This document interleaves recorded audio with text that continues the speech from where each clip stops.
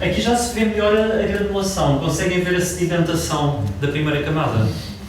Aquela textura, não é? Que é o tal caos que o artista não controla. A pintura do negativo e por cima do negativo aplicamos as luzes. Há um choque inacreditável, o que era escuro torna-se claro.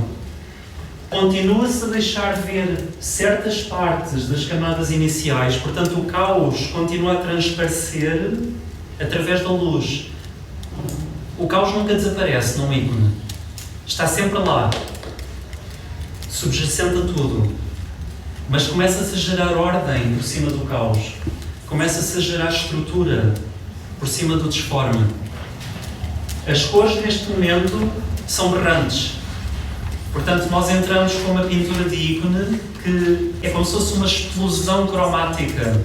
Usa-se o lápis lazuli mais fino. As cores são caríssimas.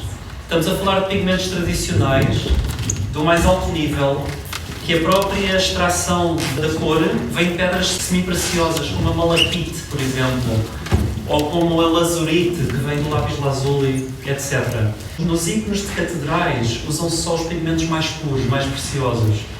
Nos ícones populares, para ter por casa, se for preciso, até se usam tintas daquelas de... sei lá. Pronto. Estas linhas, algumas delas são riscadas no gesso, com uma agulha. Esta técnica é exclusivamente russa, não é grega bizantina. O riscar no gesso cria um sulco, que depois ao pintar define as linhas ainda mais do que se fossem apenas pintadas com o pincel. Dá-lhes um efeito quase tridimensional. A gente não nota bem, mas subliminarmente está lá o efeito e sentimos que tem mais força, tem um caráter linear mais preciso.